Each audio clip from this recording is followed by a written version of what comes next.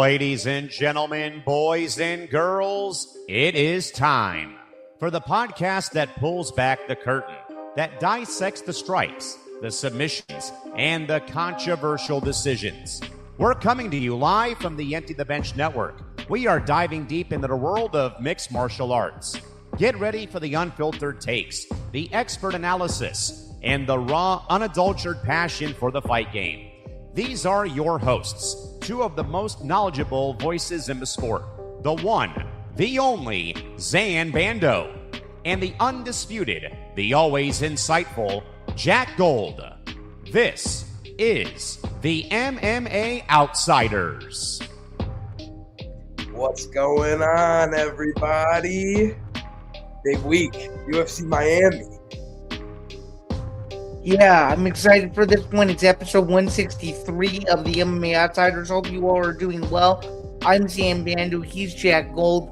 We're in two entirely different locations this week, but we're still here. Even at a bit of a adjusted start time due to my schedule as well. But we're here. We made it work, and happy to be back on for another episode. And what unfortunately will be the final regular episode of the month. Obviously, you guys are going to do a post-fight show Saturday night, but before we get into anything, you kind of want to talk about the schedule moving forward before we get into the actual show itself. Yeah, so we're going to take the rest of April off. Next Friday, well, Thursday technically for me, I will be moving to Georgia. It's going to be a 12-hour move, driving there, getting everything ready. It's going to be a long day, and then the following day, got to get stuff done, all that. And there's not a bunch of huge cards left this year. Like, we got this one, big card. We wanted to make sure we got this done. And then next week is UFC Winnipeg. It's all right. And then April 25th, it's all right. So it'll be fine. We're looking to get back that following card. I don't know if there is a card to start May. Yeah, so that's just to clarify, Jack, that's the Perth card. That's the really early in the morning May card. 2nd. Yep. Awesome. So, and I'm gonna be in the Eastern time, so I'm gonna have to get up even earlier. Yeah, so speaking of all that and so much more, please be sure to like, follow, and subscribe to the ETB Network. To do so, go to youtube.com/ETB Network, because we are slowly but surely climbing towards that 4,000 watch hour goal. So every minute you watch counts, regardless of what show it is. So if you guys are in here, the 12 people that are in here right now across all of our different feeds, thank you guys so much for all of that. It's greatly appreciated. My name is Zain Bando. You can check out my work over at MMAKnockout.com. As Jack just alluded to, he's moving to Georgia. He's still kicking it as an independent MMA content creator, even though his job is going to become a little bit more serious. Jack, because you're closer to this move, is there more that you can share, or is pretty much everything you've shared so far on other streams that we've done kind of the same status quo? Just the same thing so far, just I can tell you there's going to be a lot more of in-person content, whether it be at events, with other fighters, with whatever it may be. There's just a lot more that's going to be coming out from your boy. Okay, very good to know. And then, of course, for those of you who don't know, you can listen to the OG archives of the MMA Outsiders wherever you get your podcast. This is a live streamed show, so there is no such thing as audio-only versions anymore. Those ended a long time ago. But if you want the archive of what 2022 through mid-2025 was like, you'll be able to find that as well. So in case you guys didn't know that. But we have a pretty big show this week. To kind of start, Jack, do you want to kind of talk about where we're headed with this week's show, just kind of what order we're going in, and then we'll kind of get into the cards themselves. We have a few cards to preview this week. In fact, we have 3, and then we have 1 to recap as well. So if you want to kind of dissect what we're going to be discussing before we get into it for the next 40 minutes to an hour or so, I figured I'd let you have the floor to do that. Yeah, no, so we got the UFC 327.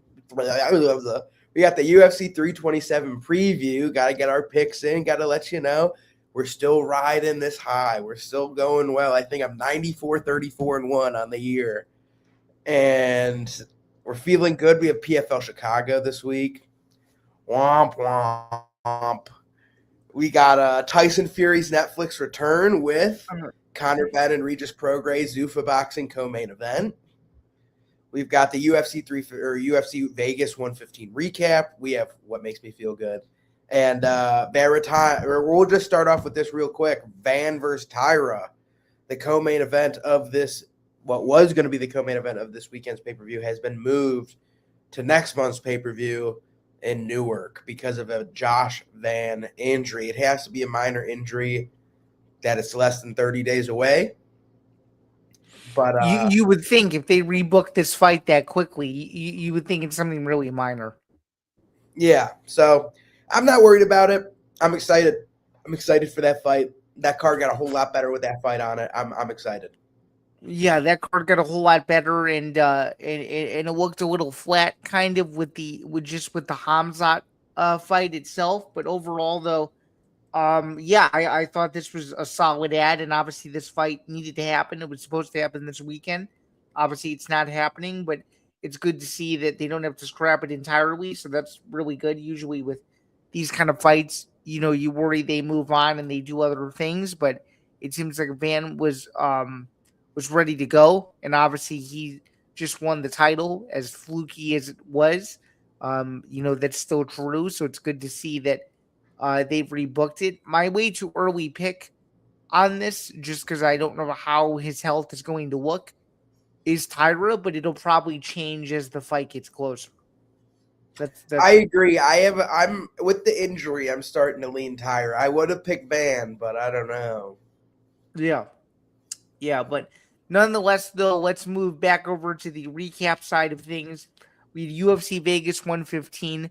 Overall, I would say, well, to be honest with you, I didn't watch this card because I was at the Final Four, but looking at the results, it seems like no big deal. No big deal. Freaking Zain was covering the Final Four in Indianapolis. No big deal. But it seemed like, based on how I did on this card, which, by the way, I went 10-3. I was pretty damn proud of myself. It looked like there were some really, really exciting fights. Am I wrong in saying that? No, really. I think. We still there? You got me? No, I got you. You broke up a little bit, but now I can hear you. So keep going. No, we have it was a great card. Like, looking at it now, the main event, Meccano versus Duncan, feel like I call that one to a T, and I'm proud of myself for that. Verna just outworked Tabitha Ricci. That one was a stinky fight, but good performance for her, What else? Abdul Rahman Yakayev, dude, already has a fight booked for May 16th versus Julius Walker, and Brendan Ribeiro almost knocked him out like 3 different times this fight before he was just like, I just got to take him down and finish him. Ethan Ewing is legit. I'm sure you've seen all the Instagram videos and the memes and all that. I have, yeah. I mean, they were all over my feed the next day. So, no, he's awesome. Tommy McMillan was the Keeney. Now listen, I don't like Tommy McMillan. I want to see him get his head spun. I want to see him fight Le'Veon Douglas. However, this fight was banging. They were going back and forth, landing on each other, and Manolo gets body shot TKO'd once again. Jose Delano versus Robert Rucola. Jose Delano looked great. Rucola was tough as hell. It was a great fight. Thomas Peterson versus Guilherme Pat. Now, this one was interesting because Guilherme Pat threw about a punch a minute. So he just was like letting the fight get away from him. And I gave Thomas Peterson round 1. I gave Pat round 2 off of landing some big shots, kind of hurt Peterson. And then in round 3, Peterson almost knocks Pat out cold. And Pat survives to the bell, but Peterson, great performance from him. Alessandro Costa versus Stuart Nichols, a fun fight. Costa gets a big left hook to the liver, and that's that. Darius Flowers got a slam TKO back-to-back. He slammed Lando Venata, and Lando Venata was like, ooh, and everybody was like, his rib.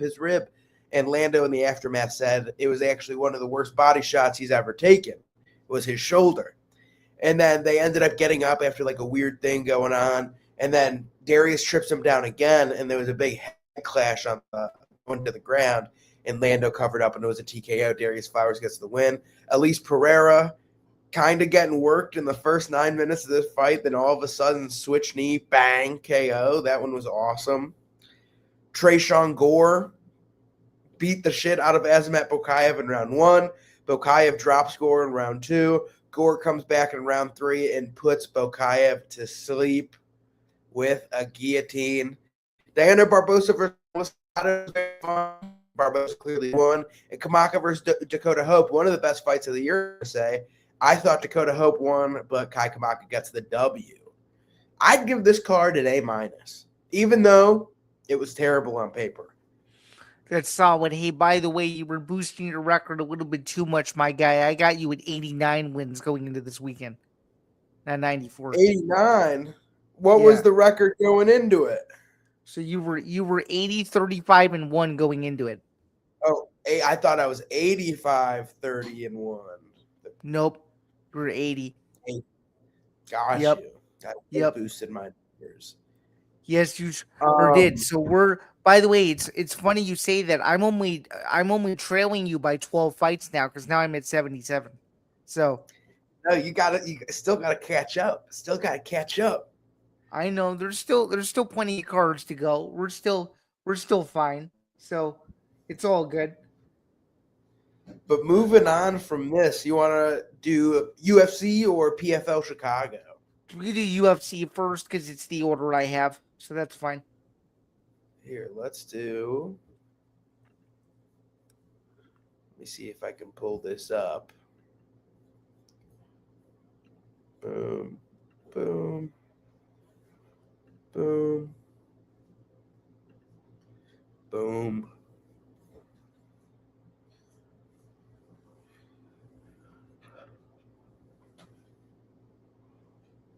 Oh.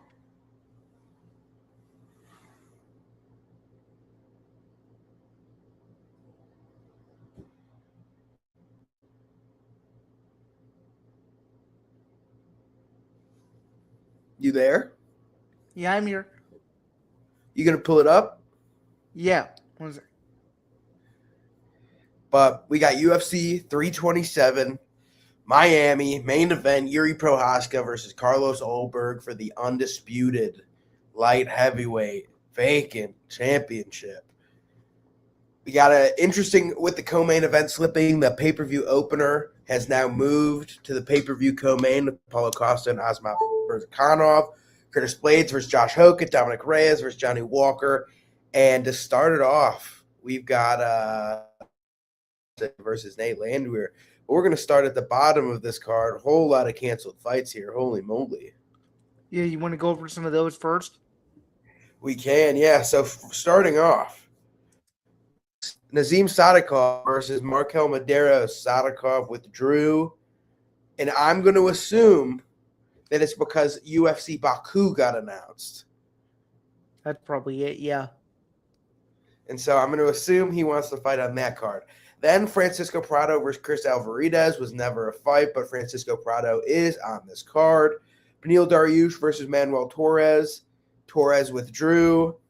Beneil also is no longer on this card, but now he's fighting Quillan Salkild. Van versus Tatsuro, canceled.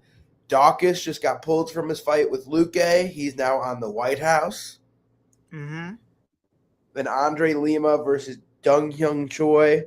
When did this fight get rescheduled? I have no idea. Let's see. I'm going to guess Macau. Which fight was he's it? Fighting Dong Hyung Choi. He's fighting Kevin Borjas June 20th. That's at the Apex. Dong Hyung Choi got hurt, I guess, who was on road to UFC. Interesting.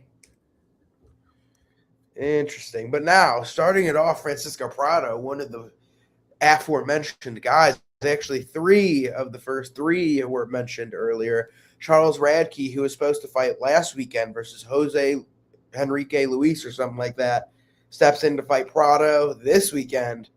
He's a big favorite here. I'm taking Charles Radke. Really? And can you be specific as to why? I think Prado's he was not a big lightweight, and he is now a welterweight. Hold on now. I just had to kill a spider. Got your ass. Yeah, you did. He's just, I think Prado is too small for welterweight, and Radke's a big guy. And I think Radke's, the people who's beat him in the UFC are Mike Malott and Carlos Prates, So I think you got to be a real good guy to get him out of there. I'm picking Radke to beat Prado. See, I like Prado just because you don't know what version of Radke you're gonna get. Sometimes you get the version of Radke that looks super confident and looks like he can be a contender, and then other times you get a version of Radke where he's too sloppy. And I just don't know what version of him you're gonna get, considering that he had a fight he was supposed to fight. Now he's on this card. Like, I don't know where his mental psyche fully is. So I think we're going to be split on this first one. That's fine by me. Give me an extra point, baby. Next up, we have Kelvin Gastelum taking on Vicente Luque at 185 pounds. Luque moving up. Gastelum sticking right where he's been. Gastelum, big favorite here. Who you got? I like him, but it's very cautious, Jack. I don't know. Sometimes you get the version of Gastelum where he looks like he's fully there and ready to go and all that, and then you get this other version where it's like, okay, is he going to miss weight? Okay, is he going to make excuses? Like, you just don't know. But with how inconsistent Luque has been, I think Gastelum is a safe pick. I'm also going to pick Kelvin Gastelum, but I'm nervous. Are you nervous? I just think Luque's bigger. He's cleaner. Kelvin's last weigh-in, he missed by 6 pounds. Like, who knows what Kelvin shows up, but I think Luque after the brain bleed has never been the same. So, okay. Next up, Markel Medeiros taking on Chris Padilla. Who you got? I got Medeiros finishing Padilla. What do you think? Interesting. That's an interesting pick. I like Medeiros, but I'm taking Chris Padilla. I think Padilla's competition has been very good, and he's finished 3 of 4 of them. Okay. And Markel Medeiros is having close fights, He had a close fight with Mark Choinsky. I think Chris Padilla is Mark Choinsky on, like, a different level. A different level where you're saying that he in your eyes is probably better, right? Is what you're saying? Way better. Yeah, I think his striking's much more clean. He's a good striker. And his pure wrestling might not be as good, but his submission skills and his ground and pound make up for it. Okay, and do we think this is a close fight, or do we think this is very one-sided? I think it's going to be a super close fight. Close as in, like, we're talking, like, controversial split that we're talking about for a bit, or no? I think it's going to be a split decision where Padilla's cut and bloody, but he won more rounds. Okay. I think it'll be a close fight. Next up, Tatiana Suarez versus Lupita Godinez. Suarez is minus 155. These lines have actually closed closer to each other, more like pick 'em now. I'm going with Tatiana Suarez. I like Suarez as well. I think this is the big spot for her. She wants to obviously stay in title contention, and Godinez has been borderline the last couple years, man. But when Suarez is 100%, you and I both know this. She performs very well. So I don't see how she loses one, knowing that she needs this one to stay in the title picture. What do you think? I agree. 100%. I'm with you. I think it's going to be a close decision just because they're similar. But I think Tatiana's just gonna, in the new kid's words, she's just gonna mog Loopy. She's just a lot bigger. You think so? Okay. Next up, Mateusz Gamrot versus Esteban Ribovic. This one's cut and dry to me. Cut and dry. Give me Gamrot. Yeah, I mean this is a clear must win for Gamrot to stay in the mix. The UFC knows what they're doing with this fight.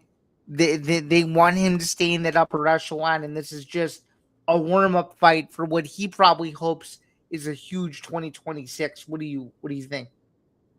I agree. I don't know how much higher Gamrot can climb, but I think he can stick around in the top 15. And Ribovic had a super close fight with Zellhuber. He lost to Loic Radzhabov off the takedowns. He gets taken down a lot. And I think he might hurt Gamrot. That's always a possibility. But I think Gamrot recovers, and I think he out-wrestles him, out-dogs him. Why do you think this fight is on the prelims as opposed to, the start of the main card or something, given how big of a name Gamrot is in the eyes of the hardcores? Because styles make fights. I think for all three of these, there's all just certain situations why it makes sense. And I think Cub Swanson versus Nate Landwehr, it's a send-off for a legend, plus almost guaranteed to be a fun fight. I think Reyes Walker is almost guaranteed to be a knockout. I think Blades and Hoket's one of the most interesting fights on the card. And then these two are they're big ones, you know what I mean? Yeah, so absolutely. I think Gamrot, maybe this should have been the featured prelim, even though this is a really good fight, but we'll get there. Next up, Kevin Holland versus Randy Rude Boy Brown. Wagwan, me brother. I'm taking Randy Brown. You are, and is there a specified reason as to why you are? I think he's faster. I think he's better.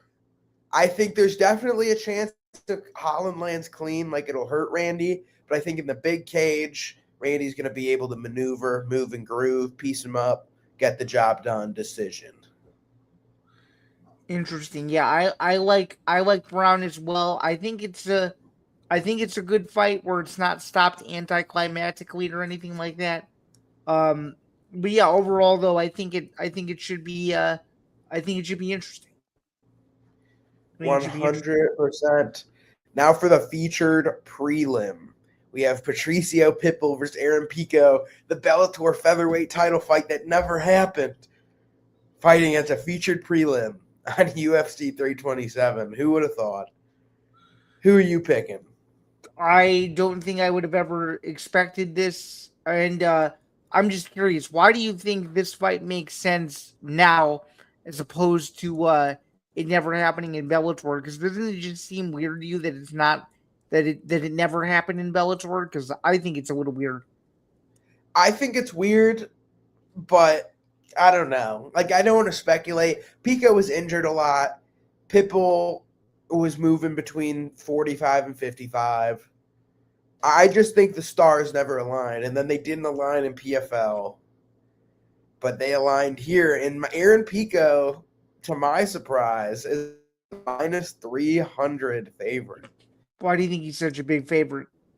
Because of how inconsistent Pitbull has looked so far? Is that why? I don't know. Like, has he looked inconsistent? Like, he went to a decision with Yair Rodriguez and he beat Dan Ige. I don't think that's too bad. Yeah, but do you think he worked all that good against Ige though? That's the thing. I'm not sure. Yeah, I think so. I think like after he won that fight, if I'm not mistaken, let's see here. Because that was on UFC 318. Yeah, I mean, he's been up and down, I guess. But after that fight, Ige has fought. Oh, he's only lost. Fuck. Ige, I guess that's not the best look.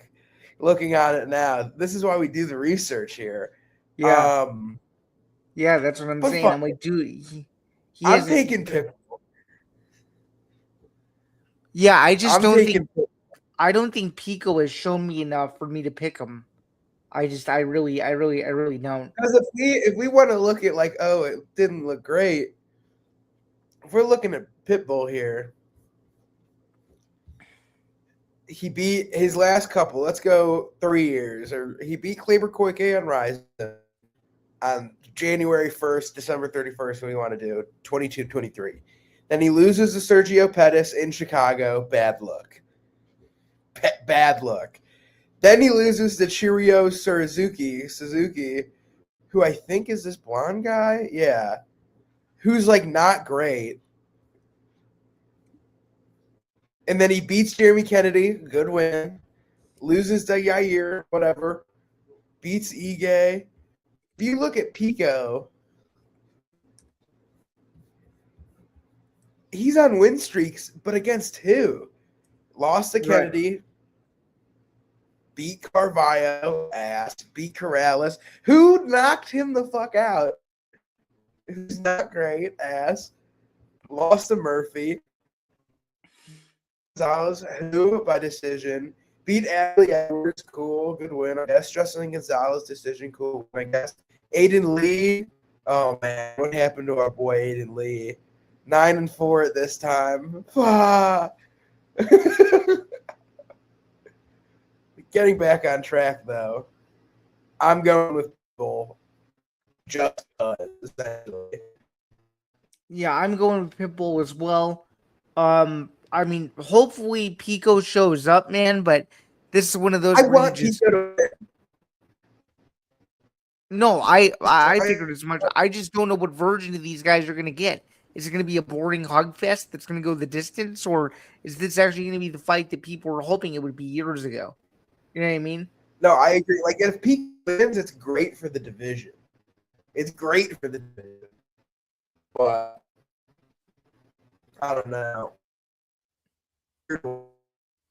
Sure. Open the main card. Cubs versus Late Landwehr. Landwehr minus 145. Cub Swanson 42.5. Yow. Don't matter. Give me Cub Swanson by knockout. Yeah, I think Swanson wins his swan song fight. No pun intended. I think he wins. I do too. I think he's going to win. I think Kevin Swanson is going to get the job done. Next up, Reyes versus Johnny Walker. What do you think the odds are that this fight ends in KO? Oh, minus 250. Let's find out. Minus 250. I'm thinking it's going to be like minus 1,000. Let's see here. Boom. How will this fight end? Yeah, minus 280 KO. What a pick. I think Dominic Reyes knocks out Johnny Walker. I think so too. Anything can happen, but I think Dominic Reyes wins. Johnny Walker is just huge, man. He's massive. Oh, he is, no doubt. And he's susceptible to getting hit on the chin a lot, too. Big time. Both are. That's the problem. I know. They both are. Oh, no. Ay. We're both thinking Reyes. Whew. The featured fight of the night. Curtis Blades taking on Josh Hokett. Speaking of Josh Hokett, what did you think about his media day? That was very bizarre. You thought so? Yeah. This is our lovely friend Dylan Sage Nossman, DSK Sports, DSK MMA, on all programs, was nice enough to put together this video for us and for the world to see of Josh Hokett's press conference.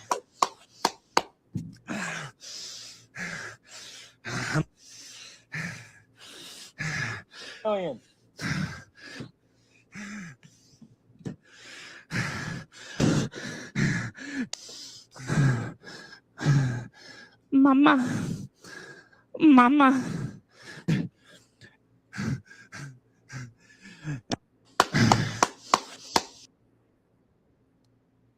That was a press conference. Yeah, I don't even know what to even. Not one question asked. He came out and was just essay and everybody. He's a Badman. No, he's interesting for sure. I dislike him, and I think Curtis Blades is gonna beat him bad. So give me Curtis Blades. Yeah, I think knockout. Blades, by whatever he wants, it's gonna be a performance bonus. It's gonna be the whole thing. That's what I think. think the first round might be close, to be honest with you. I think Hokit might win round 1. I think it might be similar to that Gilton Almeida fight. Okay. Where Almeida was kind of tossing him around, doing what he wanted, but Blades was just surviving. And then round 2 hits and Buddy was gassed. And we saw Hokit was exhausted after his Denzel Freeman thing. And right. I remember that. That was the end of round 1. So if he pushes a pace on Blades, good luck, pal. Good luck, buddy. But here, pull up the rest of the card for me. We got our co-main and we got our main events. Okay. We have the co-main event of the evening. The new co-main event of the evening. We have Osman. Which, by the way, something weird. By the time we're done with this, we may actually have a new co-main event because apparently Dana told Aiden Ross yesterday that they're working on something else. Well, given that we're 2 days out from the event, I don't know what they could be working on, but allegedly that's what they're trying to do. But for now, this is the co-main event, the people's main event, if you will. I don't know. Yeah, the people's main event for sure. I don't know what could be made. Like, you know what I mean? They're like, actually, the day before weigh-ins, we're putting on. Could you imagine today at the press conference? They open the press conference saying what the new co-main event is. The new co-main event. It's actually JDM protest now. But no, I think this one's an interesting fight, man. A lot of people are picking Paulo Costa. I'm taking Azamat Mirzakhanov. I'm taking Mirzakhanov too, because I don't know what version of Costa they're going to get. Exactly. Like, he could show up and look great, but I would rather take the guy who's never lost, has beat Ankalaev twice in Sambo, knocked out Cold in Sambo. Like, he's fought a lot of people, and I'm taking Mirzakhanov. Now in the main event of the evening. For the vacant UFC light heavyweight championship. It feels like we're saying that a lot these days. Yeah. But, you know. Jiří Procházka with the chance to become a 2-time champion, Jack Gold. How about that? My GOAT. I love him. Let's go for that. Carlos Ulberg. Wow, your impression is almost right there, my guy. I'm impressed. Carlos Ulberg's looking a little fat this week, huh? Well, yeah. And is that rumor true that he has neurovirus and that his hand is messed up, or is that all? So I've been seeing that on Twitter, but not from anybody. Not from anybody that, like, I'm gonna be 100% like, yeah, this is happening. For sure. I've seen it from a couple of accounts though, and it's gotten some pretty decent traction. Big time traction. Yeah, man. Sharp Money Report. Hokit. More than 70% of the money is on Hokit versus Blades this weekend. Interesting. Man, I don't know. I think I know who I'm picking. I'm picking Jiří Procházka by knockout, but Ulberg might look really good and might knock Jiří out. I'm picking Procházka too. But even if Carlos looks really good, Jiří can still find a way. Yeah, I mean, he did it in the 5th round against Glover Teixeira, so you never know. Did it 3rd round versus Khalil. Yeah, he did. He's him. What can I say? If Pereira is the greatest light heavyweight of this division or this generation, Jiří's 1A. You feel me? He's right behind him. There's no fighter on the roster when they get booked that I go, oh mama, that's gonna be a good fight.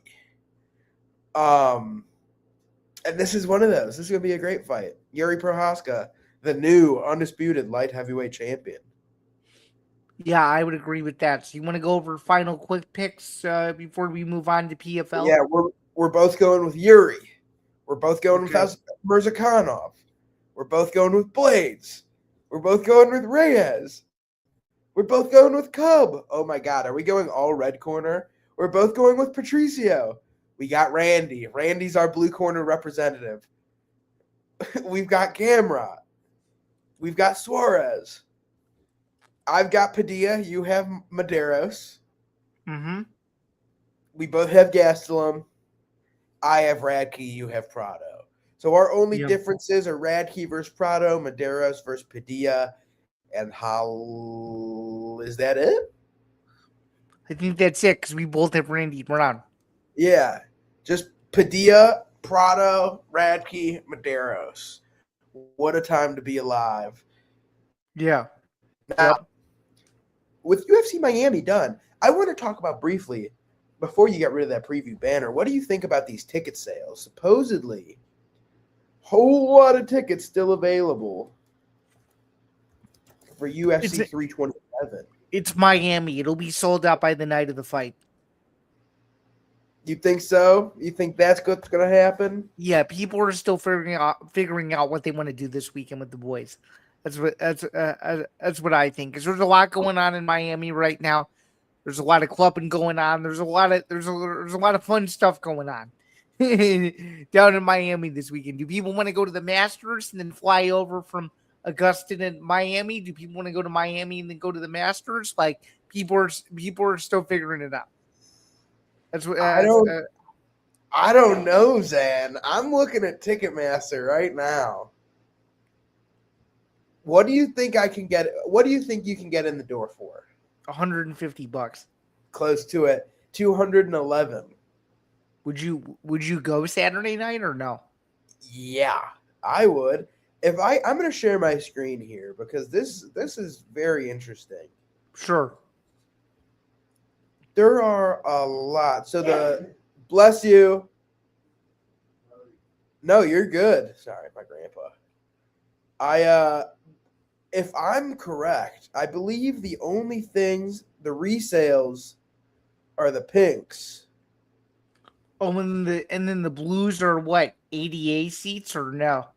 I think the blues are just like regulars. Yeah, standard admission seats that have never been sold. So the only resales are the pinks. Look at all that blue. It's a sea of blue. And you can see up top, all these are sold. All these are sold. It's the inner bowl. It's the size of the arena. It's the tickets that are too expensive. They're pricing out the fans. Well, yeah, isn't this the case for every show though? I don't think it's not been this bad in a place like this. Like, let's see what this seat costs. $1,000. Let's see. And what section is that, Jack?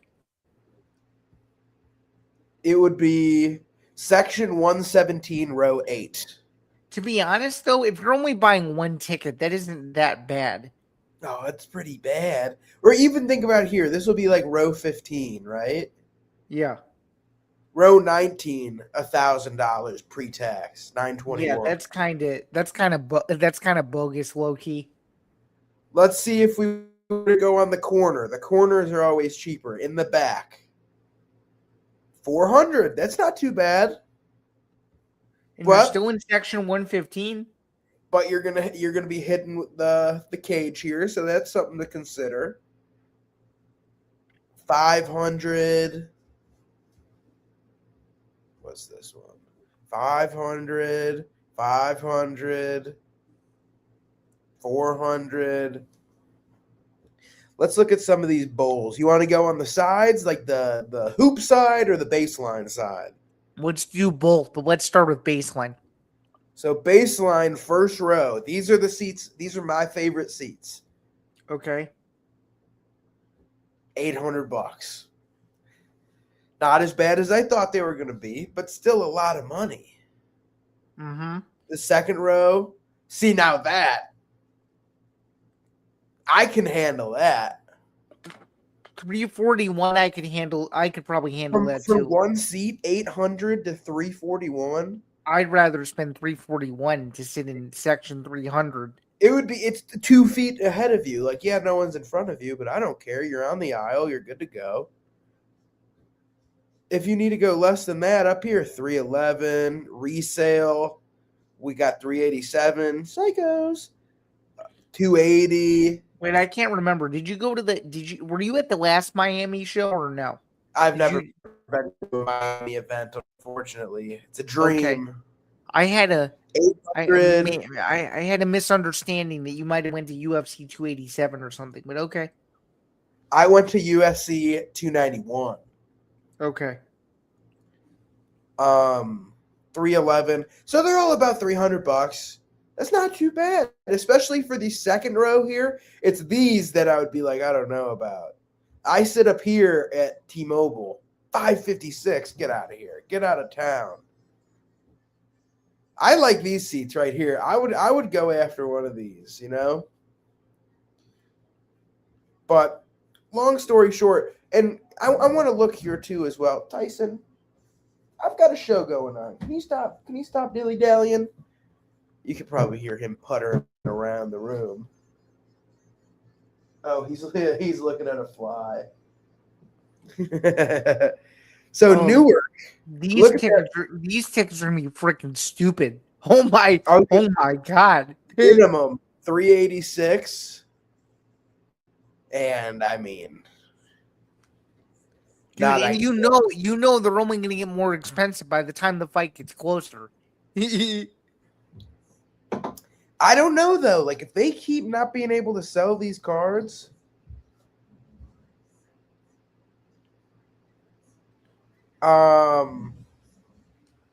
yeah. Oh, interesting. I can't say that. We'll talk about that after. Anyway, Tyson, stop. Sorry, guys. What happened here? What we're trying to say long story short, though, ticket price going bananas. New York, expensive as hell. Miami, expensive as hell. Still not sold out. Miami looked like it was almost 40% not sold, 35% not sold. So it's one of those weird ones. But next up, we got PFL Chicago. You want to look at PFL Chicago ticket prices before we get into the fights themselves? Yeah, we can do that. Well, I know they're on sale for 30% off right now. Not ideal. No, I'm aware of that as well. And also, for those of you who are going Corey Anderson meet and greet, be there or be square. If you want to meet a former Bellator legend, you can do so on Saturday night if you were ever so inclined to do so. Here, 1 second. Here, I'm pulling this up. Fun fact: I've been a part of one of Corey Anderson's pictures on Instagram. I was right behind him. That's awesome. So yeah, you can get in to PFL Chicago for a whopping $39. How much can you sit in the front row for? I remember last year being on the floor. Ooh, this is a new setup this year. I remember I got floor tickets, I think, right here for these might have been our exact, yeah, for about $210 a piece. Go for $250. First row, $600. $600. Second row, $600. Third row, $300. Man, that's not too bad, huh? You could sit. You still have ring walkouts. $314 to sit directly next to the walkout. But to be fair, no chance they opened up the second level. But no, I don't think so. Pretty good ticket sales, I would say, right? I'd say so. You have they got a Sergio. You have Sergio Pettis and Josh Newman. That doesn't hurt. Jordan Newman. Oh yes, I almost said Josh Norman, the former NFL cornerback. Yes, Jordan Newman is 100% right. But you can get the most expensive ticket. Let's see, best seat, $624. That's the most expensive ticket, $624. Then $438, then $314, then $67. If we look here, what else we got? We got Sioux Falls. Hey, you trying to go to Pretoria, South Africa? No, I don't think so, my guy. Sioux Falls, $33. Ooh, what is this? Oh, Sanford. Ooh. These tickets need to get sold, huh? They're not selling. This is their May 2nd show? I believe so, yeah. I shouldn't have backed out as quick as I did. I'm probably spazzing on the viewers right now. I'm sorry about that. I'm too quick on the trigger. We got By the way, big rumor, just so you know, nothing's confirmed. There's a good chance we might get another show from these guys back here later this year, so we shouldn't feel as bad for missing this first one. So yeah, this one stinks. You can sit, all the first row seats are gone, which are interesting, but you can get in.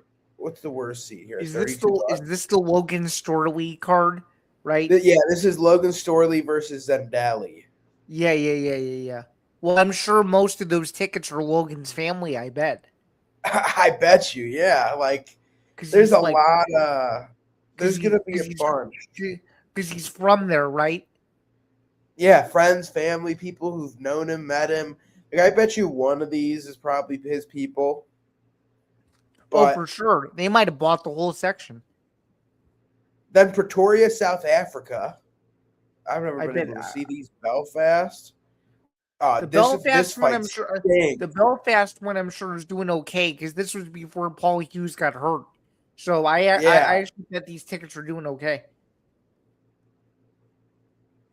33. Yow.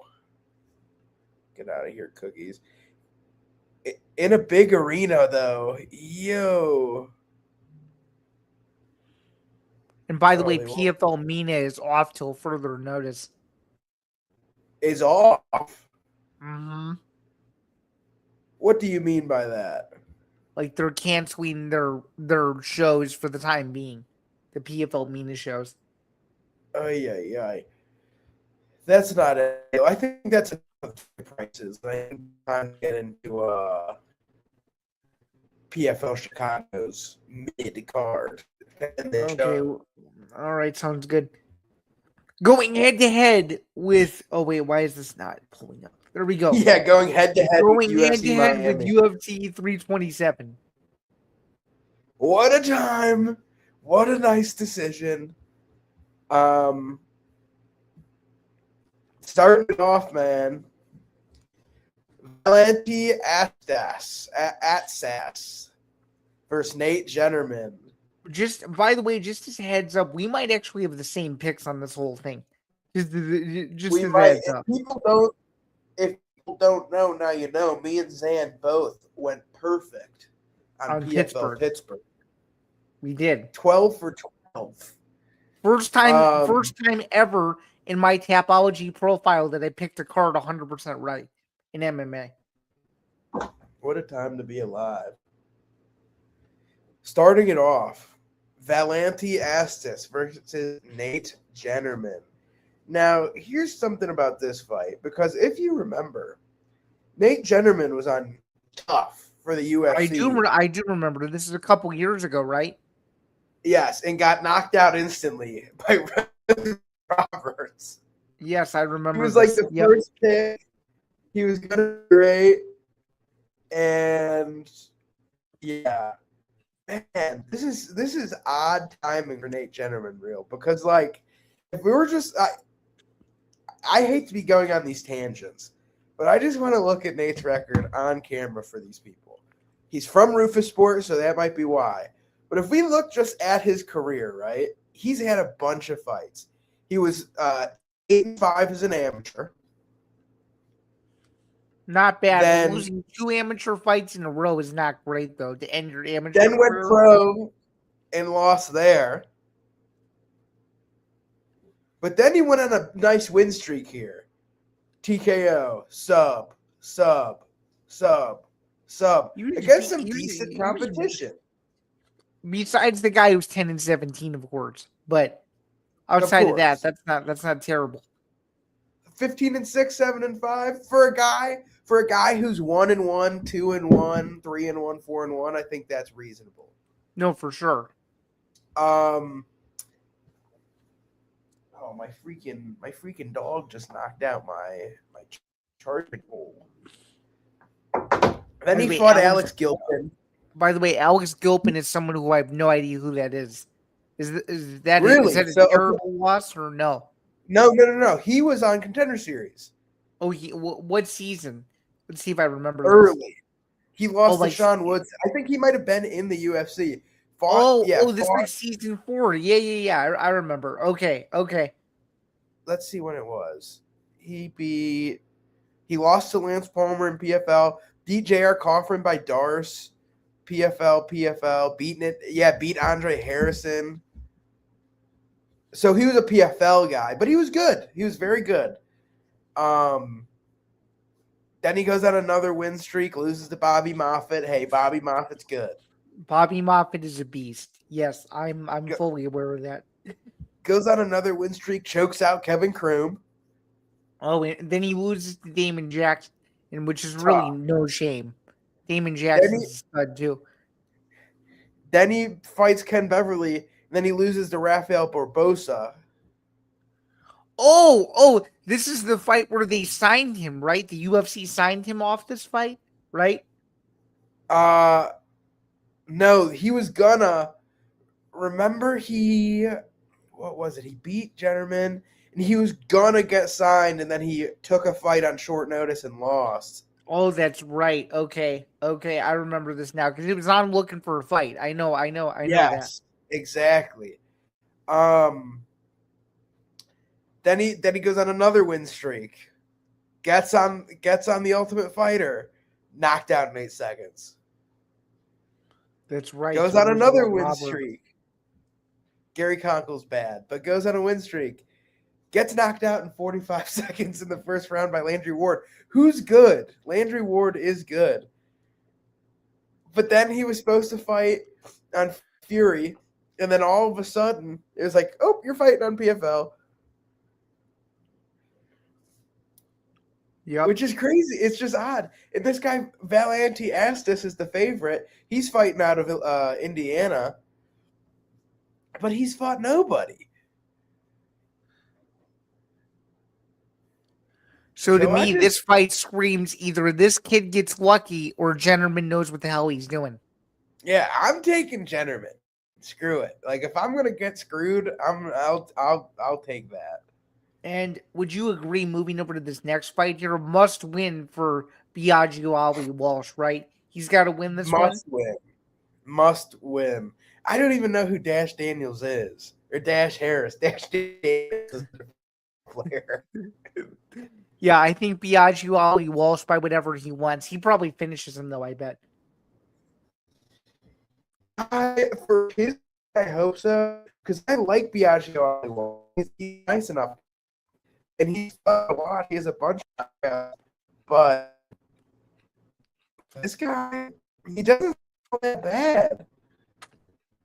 What weight does he fought in last? Because I remember last year, like Ronnie Gibbs, he was like a bantamweight, and they were like, "You're fighting at 55, buddy."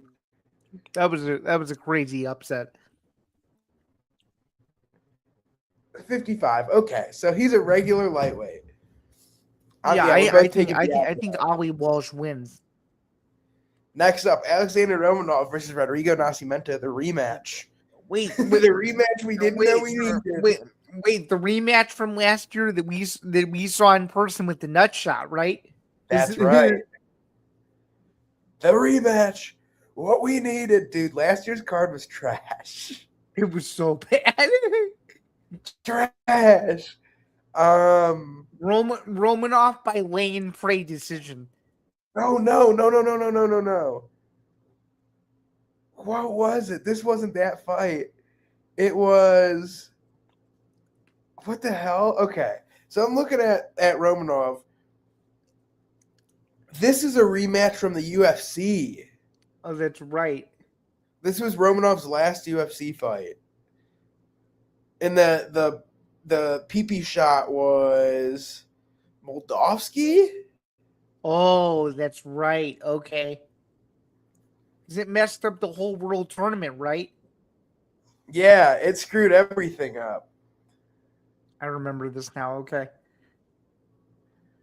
Yeah, see, last year's card though was a card I was like, I need to be there. This card is kind of stinky. I like Romanov by decision, though. I'll take Romanov too. Who cares? Next up, Kata Watanabe versus Paulina Wisniewski. I don't know who the heck Paulina Wisniewski is. I don't know who she is either. But dude, I don't know who she is. 27 and she's a minus 335 favorite. I was going to say, all I know is she's a massive favorite. And she's coming off a loss. What are these odds, dude? What? Fuck?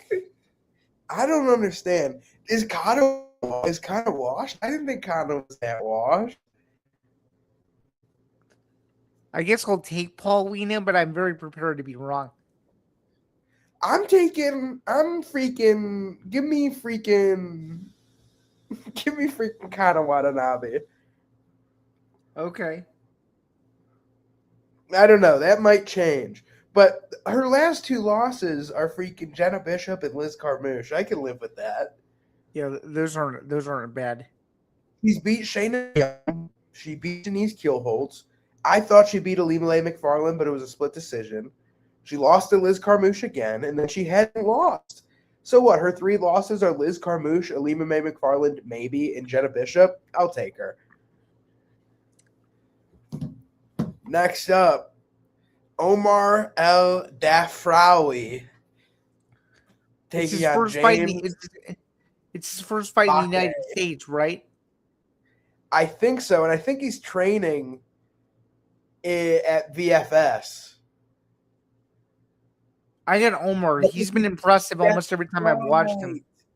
That's right. Okay. So Omar. Fun fact about Omar. Okay. He's been training at Valley Flow for a while. Okay. And then in October, they were like, you're going to fight Florim Zendelli, the guy who's fighting Storley. Okay. Now, Storley also trains, or Zendelli also trains at VFS. So they fought each other while being teammates. Okay. So I just find that a little interesting. And James Vake, whatever you want to call it, I just don't know. I just, who is this guy fought? I don't know. I don't know who he is, dude, to be quite honest with you. His last fight was a 0-0 opponent. Give me Omar El Dafraoui. Dude, his opponents are 0-1, 3-1, 0-3, 3-0, 3-2 he lost, 1-1, 3-1, 5-5, 0-0. Now he's here. Yeah, there's no way this guy's winning. No way. Yeah, give me Omar. Next up, Jenna Bishop taking on Borina Sertsvadze. Bishop by whatever she wants. I don't know who this girl is. And no one, I don't know who this girl is. He knows so little about her that they don't even know how old she is, dude. They don't even know. They don't even know. Dude, have you ever seen that before? I'm taking 40-year-old Jenny Bishop by submission, I guess. I don't know. Probably in the first round, yeah. Yeah. Next up, Vivian Araújo versus Shayna Young. What a fall off. Literally the biggest lock of my life, Viviane Araújo, is going to win this fight. I think so, too. Is this her first fight outside of the UFC now? No, she's fought in the PFL. Remember she fought Talia Sant, or was that in the UFC? No, that was in the UFC. No, she's I fought here think. before. Oh no, this is her first fight. You're so right. I was like, dude, what? Yeah. You're And didn't so Shayna Young used to right. fight for the UFC too? So this is kind of weird. Shayna Young's been gone for a while. She hasn't been in the UFC since 2022. I figured, okay. Oh wait, no, wait, what? It made me pick on Gina Mazzani. That was her only UFC win. Okay. Next up, we're taking on Leah Ilova. Supposed to Well, be you gotta scroll up a little bit.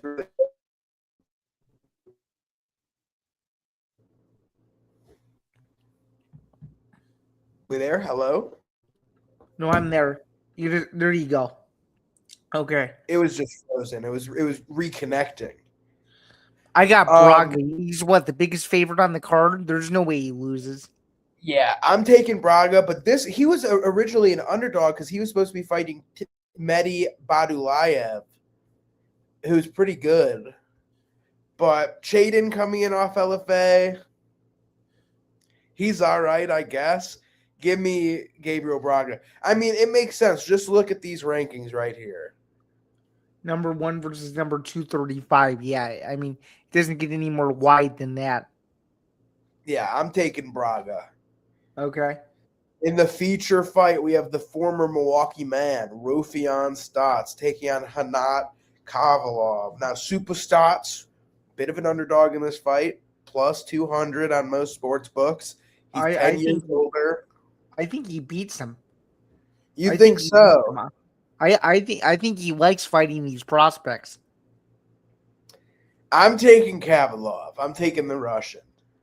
Okay. I just think he's getting up there, man. Like, dude, 2020, 2021 Rufian Stotts, that was my guy. But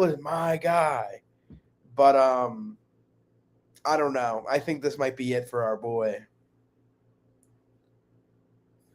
Next up, co-main event, Jordan Not Human Newman, the Milwaukee Rufus Sport guy, taking on Josh Silveira. Newman's big favorite. I'm taking Jordan Newman. Decision. I got Newman as well. Then in the main event, Sergio Pettis versus Mitch McKee. I feel like these odds are crazy. Sergio Pettis is gonna beat Mitch McKee. Yeah. I don't think it's even close. So he knows he has to win too. Pettis knows that. And Pettis is only 33, man, not even. No, I know. So we agree on every fight except for what fight? I think it's only one. The only fight we disagree on is Kana Watanabe versus this one. But I wouldn't even say we disagree. It's just like I don't think we know this published chick. No, we don't. We do not. But we're going with Jennerman, Walsh, Romanov, Split, Del Ferrari, Bishop, Araujo, Braga, Stotts, Newman, Pettis. Yes, sir. Kind of a bummy card, huh? Yeah, it's not great. Last segment before we get out of here, though, Jack. What makes you feel good in the mix? Oh, well, that sucks. Well, I guess after that just ended. What makes you feel good in MMA these days?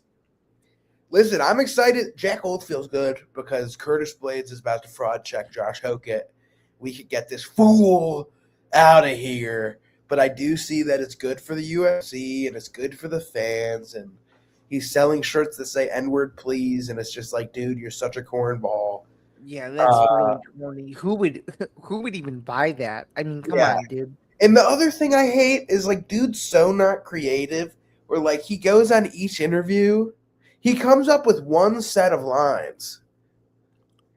And then every interview he does, he says the same thing over and over and over again. So what'll make me feel good is when Curtis Blades knocks him out silly. What feels good, Yuri Procházka is going to win this weekend. And last night, I was able to show my grandpa a Jiří. I showed him all about Jiří Procházka, and he's a fan. He's a goofball, but he's a fan. But yeah, that's really it. We're moving. We're taking a little break. We're going to come back strong in May, and we'll be rocking and rolling. Yeah, last topic before we get out of here. Shout out to the 22 people that made it in here this morning. Tyson Fury making a huge splash on Netflix this weekend.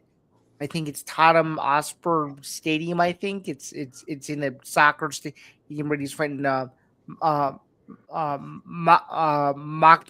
I don't know how to pronounce his name, but I think Tyson Fury wins. What do you think? I'm gonna take the Russian guy, Arslanbek Makhmudov or whatever. Really? How come? Why are you taking him? I'm taking him because he's been retired. I think he's old now. I think he's lost his fastball.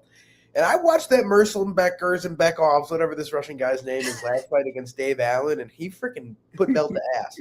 And he's good, and he's dangerous, and I think there's a curse when you're double booked, and supposedly Fury already has a second fight booked after this fight, and it's just like, don't double book, man, because if you're who's he booked against in his next fight? I heard it was Joshua. Okay. So it's like if you're not double booked, don't lose focus. This is a young guy who's trying to take your head off. But it'll be a good fight. I'm sure it will be. I'm taking Fury, so we disagree there. Nonetheless, though, that's going to do it for another edition of the MMA Outsiders. Before we get out of here, please be sure to like, follow, and subscribe. You can do so at youtube.com/ETB Network. I'm Zain, Bando, a staff writer for MMAKnockout.com. He's Jack Gold, an independent MMA content creator. And we will see you guys in the coming weeks. Again, we're taking a little bit of a break, but we hope you enjoyed this weekend's card. There will be a post-fight show. I don't think I'm going to be able to be on this post-fight show this week, Jack. Are you going to be semi a part of it, or are you not going to be on it either? I won't be there.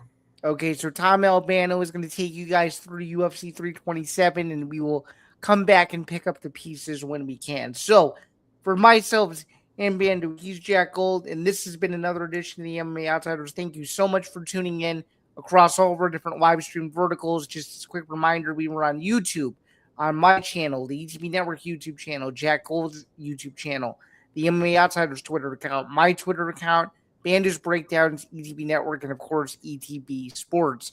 But until next time, we will see you guys soon. Enjoy the double batch of fights this weekend, or the triple one if you're choosing to watch the Tyson Fury fight as well. Beautiful day behind me. Yeah, it's unbelievable. You can't see my view, but it's also a beautiful day here in Illinois as well. Jack, how long are you in Wisconsin? Coming back Friday. So tomorrow. Okay, so you're alive and kicking it. For whatever reason, my guy, your feed just became perfect at the very end of the stream. So I have no idea what happened, but you, sir, you being yours truly, you look perfect on your end, but it sucks because we're about to wrap it up. But at least we know that you guys got to see the beautiful shining view of Jack Gold in Wisconsin, because of course you guys did. But nonetheless, though, that's going to do it for another stream. This has been the Thursday, April 9, 2026 edition of the MMA Outsiders. Cue the outro. We'll catch you guys in a couple weeks and enjoy the fights this weekend. Have a good one, everyone.